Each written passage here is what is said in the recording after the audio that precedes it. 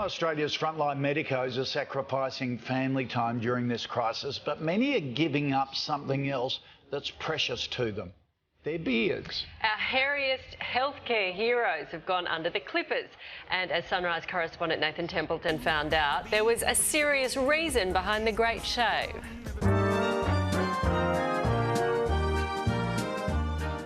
These are some of Australia's most brilliant brains and best beards lined up and ready for battle against the barber.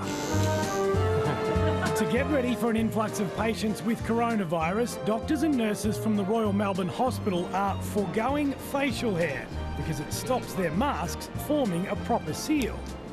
What we should see is that front part of the mask going in and out, and right now that's not doing that. So, Peter, you would not be safe to go into one of our patient rooms right now.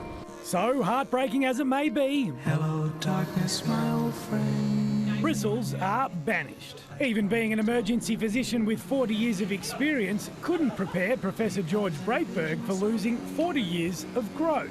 It's a clinical term called beard shock, I think. It's trying to count how many chins I have, which were all hidden before. Infectious diseases specialist Ben Cowie also struggled saying goodbye to his stubble after 30 years. I'm a little bit traumatised, it's fair to say, yeah. It's feeling very cool on my face, but I don't think I look that cool. We let his teenage daughter be the judge of that via FaceTime. What? Oh, you got your beard cut? What do you think? Yeah, you look better, I think. Aww, thanks, lovey. My wife, who's also medical, she understands that this is necessary. And my son, I don't know, I think he's going to take a bit of adjustment. I'm hoping he gives me a big hug when I get home, because I'm going to need one. Clinical nurse and new dad Scott Woolard had similar concerns. It's weird.